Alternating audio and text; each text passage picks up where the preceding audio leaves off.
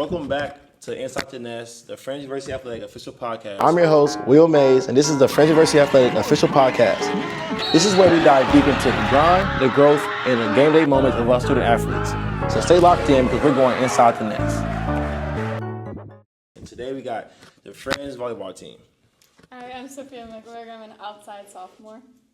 Hi, I'm Tammy Melendez. I'm a senior DS Libero. I'm head coach Martin Nine. And before we get started today, please, Falcon friends and community, please tune in to episode 1 of the football team as they just came from victory on their senior night. So let's get started. So Sofia and Tammy, we'll start with you two. Tell the crowd about like your journey, how you got here and like how you loving it so far. Coach does a showcase every year, and I had a recruiter guy, and he told me to go to the showcase, and so I just kind of showed up, and I was like, "Oh wow, this campus is really nice," and so I stayed. That's good. I had a different kind of version of it. I committed pretty late. I came in around July. You were a July baby. Yeah, I was a July baby. Basically, I was in one of those apps where you just basically like post your stuff and everything for recruitment, and then Coach Lauren found me, and then I got in contact with Coach Martin, and then came and committed within a week. Dang. Yeah. So how was it when Coach Martin reached out? How was it how well did he do to recruit you here? He did really good. I think the difference for me was that I could just have a regular conversation with him. It wasn't just very interview-ish. It was more like I could have a conversation regularly as a person with him and with Coach Lauren. And then once I came here, it just sealed the deal with the visit just literally sealed the deal right away. I think I committed that day and said I'd be back in a week. It was good food. It was really good food. We took you somewhere nice. Yes. All right, well, Coach Martin, you had 363 wins, and obviously culture, has to play a big part of it. So, after hearing these two stories, how have you been able to build a successful culture and basically get these type players? Because I know that you have a couple championships and a couple next tournament runs. So, how has that been, just recruiting these type of players? I think Friends University itself has a great foundation to allow me to go out and find the right fit.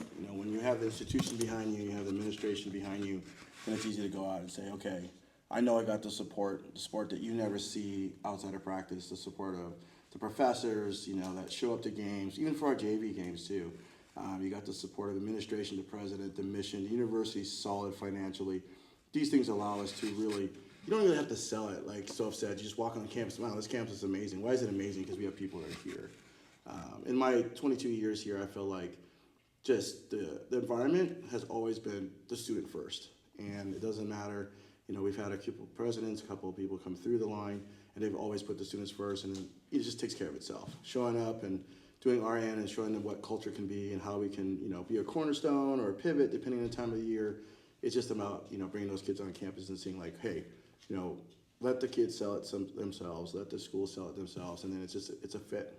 And it was just, like she said, we had dinner. Actually, it was breakfast, right? Yeah, breakfast that morning. We took you came in preseason on your second visit. Yeah. And we love showing the interior of our program.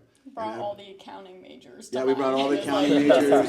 It was, I think Village Inn has been a staple for my life, at least when I was for the last 20 years. But we took them out to breakfast.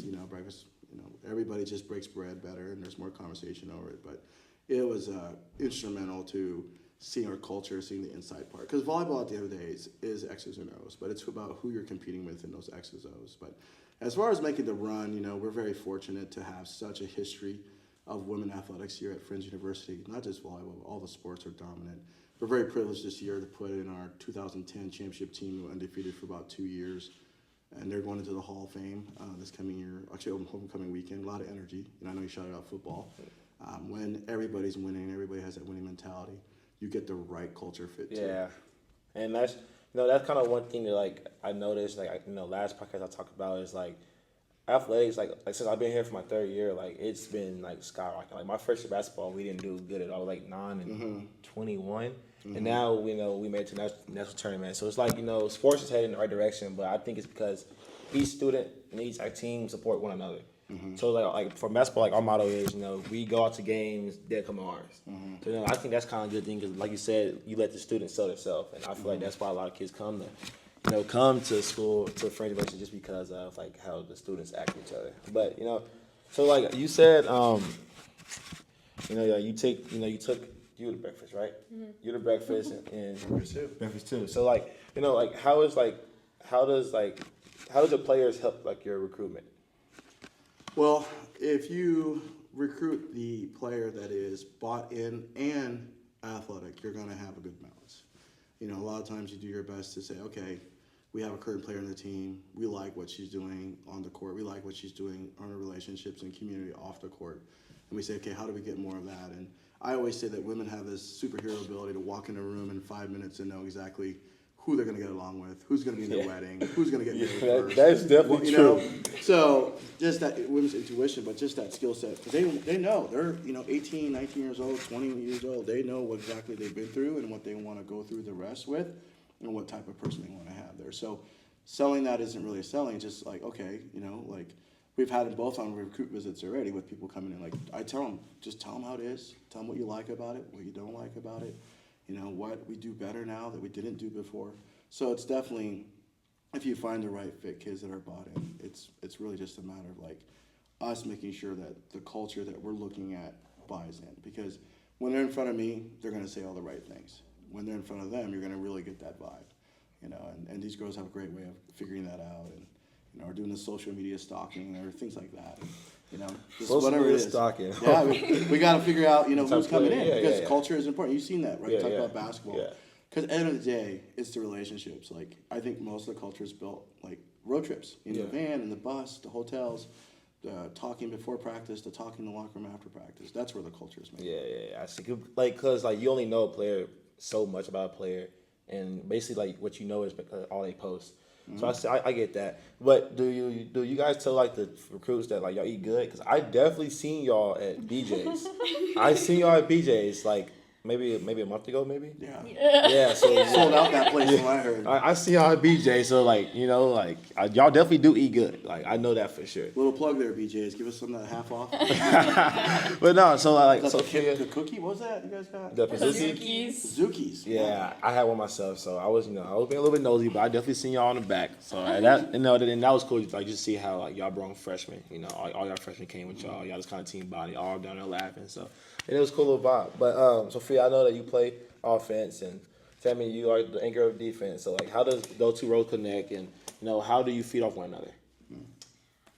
I think those two roles really correlate to each other because we feed off each other's energy, and I think in volleyball it's just really a trusting sport. You really have to trust that you have each other's back, and if like as defense we put our bodies on the line, we know that offense is going to finish it because at the end of the day you're going to do that for your teammates. My thing is like I gotta be there for you because there's some things that happen where it's like a defensive player will make an amazing dig or amazing like crazy dive, and then it's like everyone gets so upset when somebody like free balls into the net, and so I like have to put it on myself to be like, no, they just sacrificed everything. I have got to finish this. I've got to get us the point. Like I don't know, like they put a fire in me to like finish it. So like hearing that, like how is that? How's it like having her like as a teammate who like has your back, and like kind of like she said, like has to be that teammate for you, It's great. Definitely me and Sofa have built like our own little bond and everything in friendship these past 2 years, so it's really been great. But it's really nice having those kind of teammates behind you and knowing that they're going to go full out. And plus, offense also has to go into defense and put up a block at the beginning. So more than anything, they first go up and make sure that they set up the block and try to block that ball from coming to us. So it's just really big that they have our backs. They're behind us 100% of the time, and it's just really nice. It makes us want to go full out and put our bodies on the line for everything. So what position is harder? I want to know. I want to know what's harder. Are we talking like offense, defense, or like out of all positions? Out of all of them? Let's spice it up. Out of y'all two positions, which one's harder? I like to hear this. I don't know. I think we should put it on Coach for this one. You can answer that one. Well, I think have it's a an great answer. question. There's a stand and a response, right? So she's got to make the stand, play that defense, and she's got to respond. Like she said, put your body on the floor. So if Caesar died for that crazy play, I got to respond. I got to score offense. And volleyball is a very unique sport where a lot of times it's many sports about the offense and the defense, but here it's about, can I make a stand? Can I hold the line? And then this is the girl that's going to have my back to respond.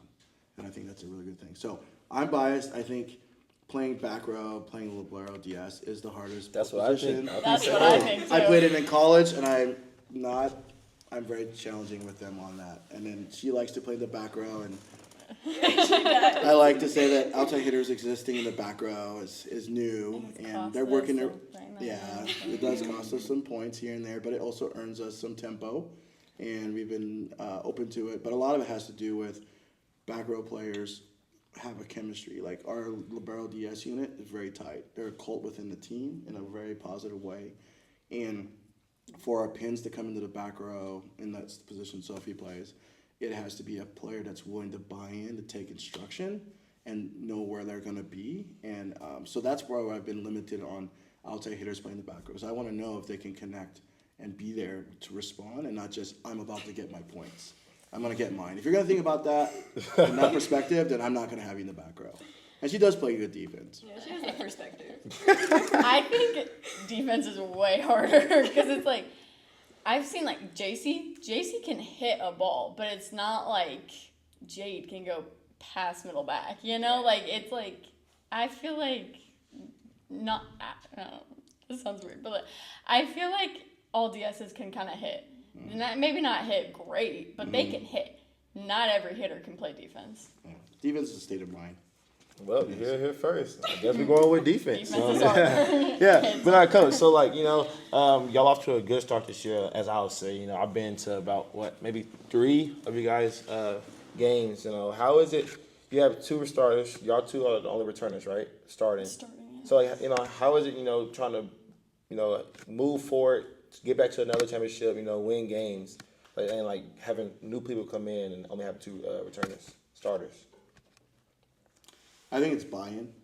A lot of it starts with community off the court. A lot of people say you can't. Doesn't matter what you do off the court as long as on the court works. Well, it doesn't work. And I can't speak to men's sports, but in women's athletics, it has to be the community off the court. Yeah, it's the same here. I tell them, especially this year, we're excited about our pivot and we're excited about our reload. We say you can do all the things right. You can show up to weights on time. You can lift. You can train the right way in practice, you can do everything, but if you're not going to do some of the fun activities, or sometimes it's forced family fun, then you're not bought in. And when you have that culture and it's ready to go, then it's about, where do we go with it and how do we go with it? So it's not very hard, so people are like, oh, wow, you got, all these new players playing together. But the new experience is over once they step on the court in practice. Yeah. So when you're excited about that first road trip somewhere, right? It's always exciting to go to the road trip here, the road trip there, the flight to this location. You're always excited. And I think we're on a destination right now and we're excited about it, and not realizing, hey, this could be a 20-hour flight or a 30-hour car ride. The season is long. It's 90-plus days. But every day it just feels like another trip, another destination to be made. And I think our winning shows that, we're coming home and we're not happy. In the sense, what can we do better? What's that 1% the next day? We go in there, we took a loss this weekend. We went 2-1, correct? And we're like, okay, we're going to worry about it on Tuesday. We're going to worry about it in practice. Enjoy the time, enjoy the weekend, enjoy the fruits of our labor, and then let's come back and let's build on that. It's an exciting time. And having new people isn't about just the stereotypical new people. It's about, okay, I got these 2 leaders. I got players that are new to their program but are older. Yeah. I got freshmen that were leaders in their high school and club programs. So leadership doesn't always have to have an age; it just has to have a maturity. Yeah, that's because you said. Cause I think the same thing. I think as me coming in my freshman year, I was trying to be the captain my freshman year because I was ready for that role. But now that I'm captain, I can kind of see now it's how easy it is to lead when you've been leading your whole life. So, but now that you said the fruit of your labor, how do volleyball keeps God as a center point? Cause I know that some of your players go to church every weekend, and I know they honor God, keep God first. So, yes, you want to win games. Yes, you want to have points on the scoreboard, but mainly you want your players to connect with guys. How is that the front point of the program? Again, it goes back to the institution. A lot of institutions sit on the fence and say, oh, okay, we're going to have sports and and you might hear something being spoke about it. But we're very intentional here, and whether it's our spiritual life credits, the classes that are here, the requirements and everything like that, but also like what they offer on Sunday night worship nights, and they offer those things, or my kids are asking to leave early for this event. And some of them will go to it, and some of them won't. I used this example years ago, but we had a player that played for us once, and then she graduated, and she moved on, and she wasn't necessarily involved with her faith or anything like that. But I hope that every day when she travels from her home to her work, she might one day stop at a church because she had some teammates that were faith-based that didn't hold it against her but walked with her and say, how can I be with you? Maybe she'll stop at that church because she'll realize, man, I had some really cool friends that their faith was important to them, and I want to see what that's about. So, it's all about the seed. It's about planting that, but giving those opportunities. And we could always be better. Like, I could always be better in doing, the prayers before practice and the prayers before we travel and reaching out to people. But, I know from just talking to the girls on the team, when players, are looking for churches to go to, then the girls just kind of organically say, hey, I'm going here, I'm going there. And some of them will just tag along, whether faith-based or not, but the university itself is very intentional in saying, like, you're going to hear about this cool Jesus guy, and this is how it's going to be, and this is part of the relationship. And we do some things on the court, we treat the language barrier. We say, keep that out. I'm a very, very 1980s music person, and I think music's influential. But those are some areas that I try to make sure that we give that opportunity and that platform to say, Coach, I want to know more. And if a kid approaches me and says, Coach, I want to know more and talk about this God, and I want to know more about my faith, then the greatest thing is it's not me. I'll just find a player on my team and say, hey, go talk to her. She'll walk with you. She'll hold your hand because it's the experience between the two of them that matter. At the end of the day, it's all about the experience with your teammates. So you let the players, because I think players can connect with each other better than the coach and the player can. That's my opinion. Just like as recruits can, like a recruit want to hear what a coach got to say, but they really want to know, the player living through the program. So I think it's the responsibility for the coach to create that environment. Yeah. To say, this is what we expect here in this God-fearing program. And then from within that, then you allow that platform for kids to be comfortable and say, hey, I want to do this. Or, hey, Coach, we had a player who responded to us. Like, Coach, I want to do a Bible study. Okay, cool. I don't have any problem with it. Let me know how I can buy donuts for your first event. Do we need to, let me know if I have to post about it on our team chat or something like that. I want to help that grow, but I want people to understand that this is going to happen here, and you can more than welcome to come into it and build on it. Yeah. Not be awkward. Yeah, so, what's the vibe off the court? How, do y'all bond together? How do y'all get along? Yeah, what is the vibe off the court? Yeah. What makes, honestly, what makes y'all, want to be around each other? I love this team. They're actually so fun. Not saying that our team last year wasn't, but it was just kind of, I feel like that one was more cliquey. This year is everyone can talk to everyone about anything, and that thing at BJ's, that wasn't even Coach put that together. That was just us. I found out about it later because the cookie thing. Yeah. We were all talking about it the next day. It was just, I don't know. Everyone tries to put in the effort to be friends with everyone, and I think it's going so well. I think this team is probably one of the favorites I've ever had. Everyone is just so sweet, understanding, and friendly to everyone. No, I completely agree. I think this team is just a different kind of bond.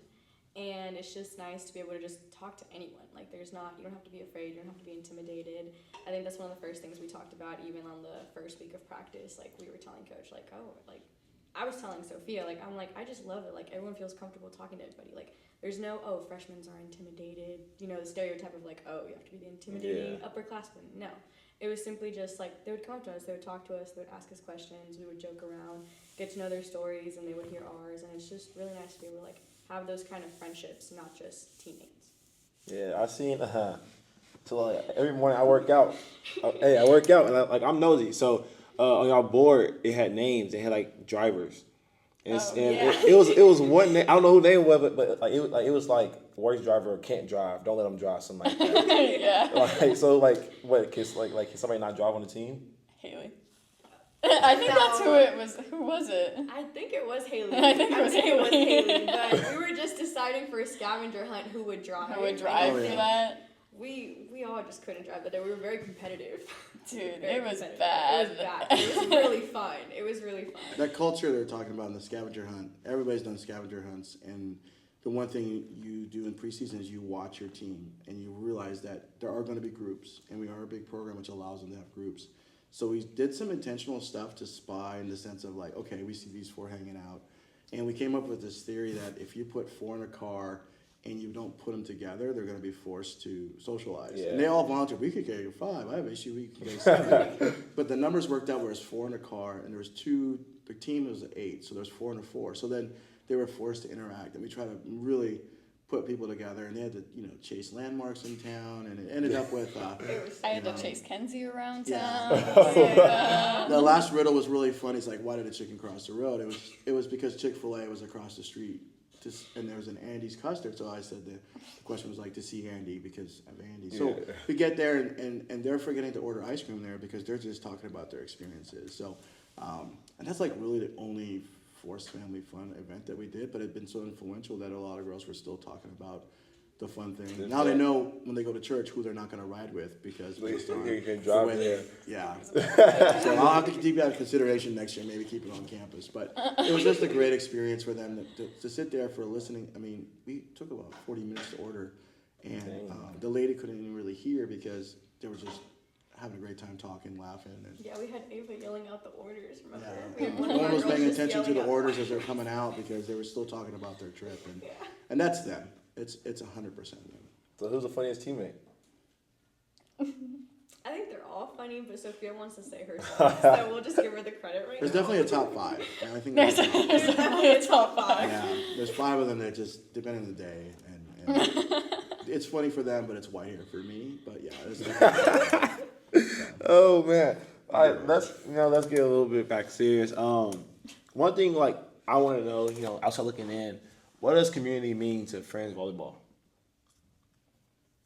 I'll let you guys answer that. I think community for us is just not only being like within our school and like going to events. Like I feel like most people would see community as that, but also like interacting with people. Like you see a recruit come in, even if they're not in our sport, talk to them, smile at them, say hi, making sure that like we go and we participate in the events that we go to, like not just sitting there and just saying that like I went, but also like making sure to go support people and like other teams. And your comment you made earlier, we do notice the teams that come to our like games and we want to go support back. That's community, is like being not just a family within our team, but with everyone around us. And even if you don't go to the school and you're not a student here, I went to Tracy's today for like an auto shop, and they're just like, oh my god, you go to Friends. And it's just like really cool seeing those kind of things, and they're so polite, and they tell your story and you hear theirs. Simply just like things like that, I think make the community so beautiful.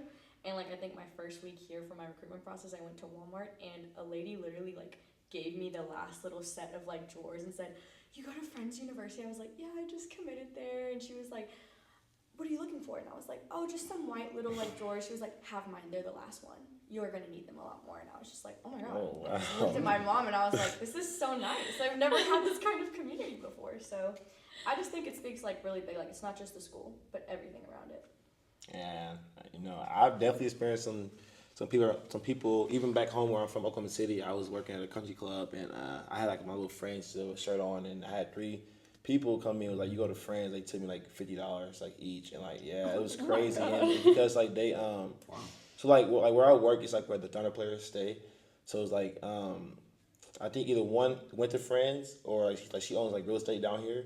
So it was crazy. So it was the craziest thing ever. It was like, dude, Friends like is like kind of like known worldwide, Like we took a trip to Idaho, Caldwell, Idaho for nationals last year. Mm-hmm. Even though it wasn't the greatest trip. Idaho, right? Yeah, it wasn't the greatest trip because like, I think we're like traveling with a pack of, it's 20 of us, and it's President Carey, her husband, and then, so like we're outnumbered. They have over 3,000 people there like at our game. Like it was crazy. Yeah. But like it was just like, how people like were still welcoming us and like telling us, hey, like great, great school, they heard about it. And just to see President Carey come out and travel with us, she might have, she was definitely cheering for. We definitely heard her cheering for us. That I just think the community wise is pretty cool, and I like it. But so let's get a little bit. Let's have a little bit of fun.